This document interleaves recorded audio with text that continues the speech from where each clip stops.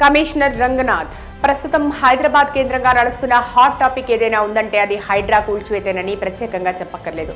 FTL buffer zone పరిధిలో అక్రమంగా నిర్మించిన కట్టడాలను నిర్దాక్షిణ్యంగా కూల్చేస్తున్నారు హైడ్రా అధికారులు. ఇప్పుడు ఫాతిమా కాలేజ్, మల్లారెడ్డి గారి కాలేజ్ సంబంధించిన వచ్చినాయి కనుక దీన్ని సెటరేట్ చేసుకుంటే సరే లేకపోతే నేచురల్ డిమాలిష్ చేయాల్సిన అవసరం కూడా వస్తారు. రాజకీయ నాయకులు, సినిమా ప్రముఖుల ఫామ్ హౌస్లు, ఫంక్షన్ హాళ్లు ఏదీ వదలకుండా కూల్చేస్తుండటం సంచలనంగా మారింది. ఈ నేపథ్యంలో కూల్చివేతలపై వివిధ రకాల విమర్శలు వస్తున్నప్పటికీ ఎలాంటి రాజకీయ ఒత్తిళ్లకు లొంగకుండా ధైర్యంగా అక్రమ కట్టడాలపై బుల్డోజర్లను ప్రయోగిస్తున్నారు హైడ్రా అధికారులు.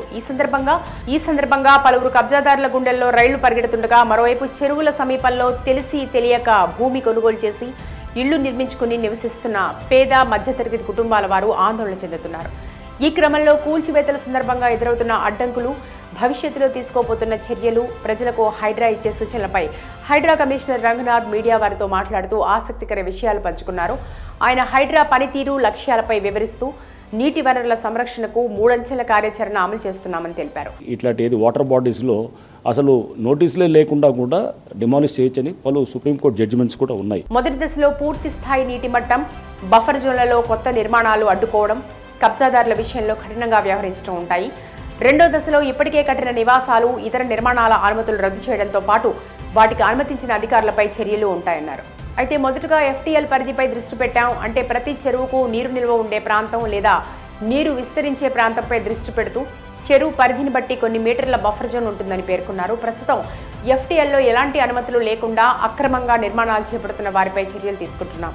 ముఖ్యంగా ఫంక్షన్ హాల్స్, సాక్షి హౌస్లతో పాటు కమర్షియల్ ప్రాపర్టీలు, నూతనంగా నిర్మిస్తున్న భవనాలపై దృష్టి సారించాం. దీంతో పాటు అక్కడ నిర్మాణాలు చేపట్టి నివాసం ఉంటున్న పేద మధ్యతరగతి ప్రజల విషయంపై ప్రభుత్వంతో చర్చిస్తామన్నారు. చెరువుల్ని మనం కాపాడుకోవాల్సిన అవసరం ఉన్నప్పుడు పొల్యూట్ చేయకుండా మనం చేయటం కూడా తప్పకుండా మనందరూ బాధ్యతగా తీసుకుంటూ, ముఖ్యంగా హైదరాబాద్లో ఉన్న చెరువుల్లో ఎఫ్టీఎల్ బఫర్ జోన్లలో పట్టా భూములు కూడా ఉన్నాయి. కానీ ఆ పట్టా భూముల్లో నీటిపారుదల శాఖ నిబంధనల ప్రకారం అక్కడ శాశ్వత నిర్మాణాలు చేపట్టకూడదు. కేవలం వ్యవసాయం, మొక్కలు పెంచుకోవడం, నర్సరీలు ఏర్పాటు చేసుకునేందుకు మాత్రమే అనుమతి ఉంటుంది. దీన్నే ఏక్ ఫసల్ పట్టా అంటారు. కానీ పలువురు పట్టాదారులు ఎఫ్టీఎల్ బఫర్ జోన్లలో అక్రమంగా శాశ్వత నిర్మాణాలు చేపట్టి వ్యాపారాలు సాగిస్తున్నారని వివరించారు. ఇకపోతే కమిషనర్ రంగనాథ్ సాధారణ ప్రజలకు సలహాలు ఇస్తూ చెరువులు, పరిసరాల్లో ఇంటి స్థలాలు, అపార్ట్మెంట్లు, వ్యక్తిగత ఇండ్లకు సంబంధించిన స్థిరాస్తులను కొనుగోలు చేసే ముందు అప్రమత్తంగా ఉండాలని సూచించారు. ముఖ్యంగా చెరువు ప్రాంతాల్లో తక్కువ ధరకే ఇంటి స్థలాలు, అపార్ట్మెంట్లు లభిస్తున్నాయని కొనుగోలు చేయకండి.